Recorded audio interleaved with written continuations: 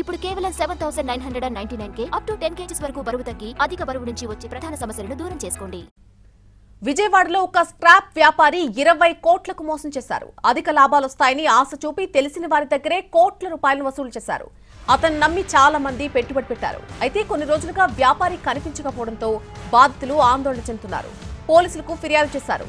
Vijayawada one town లోని బించ్పేటలో ఉండేటువంటి మహమ్మద్ అబ్దుల్ ఫహీం 3 ఏళ్ల కింద గుంటూరు జిల్లా నుల్కాపేటకు షిఫ్ట్ అయిపోయాడు. ఫహీం ట్రేడర్స్ పేరుతో స్క్రాప్ వ్యాపారం చేసేవాడు. తనకు వ్యాపారంలో పెట్టుబడి పెట్టాలని కొందరికి బలవేశాడు. పెట్టుబడి కోసం డబ్బులు తగ్గాయని, అవి సర్దుబాటు చేస్తే అసలుతో పాటు లాభాల్లో కూడా వాటా ఇస్తానని నమ్మించాడు. అతని మాటలు నమ్మి విజయవాడ బించిపేటకు చెందిన మహమ్మద్ అక్బర్ ఇమ్రాన్ కోటి రూపాయలకు పైగా ఇచ్చాడు.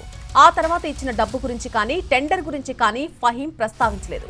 పైగా 10 రోజులుగా ఫహీం కనిపించకపోవడంతో మోసపోయిన బాధితులు పోలీసులకు ఫిర్యాదు చేస్తున్నారు. విజయవాడకు చెందిన మరికొంతమంది దగ్గర కూడా ఫహీం 20 కోట్లకు పైగా వసూలు చేసి ముఖం చాటేసినట్టుగా తెలుస్తోంది. దీంతో బాధితులంతా తమకు న్యాయం చేయాలని విజ్ఞప్తి చేస్తున్నారు.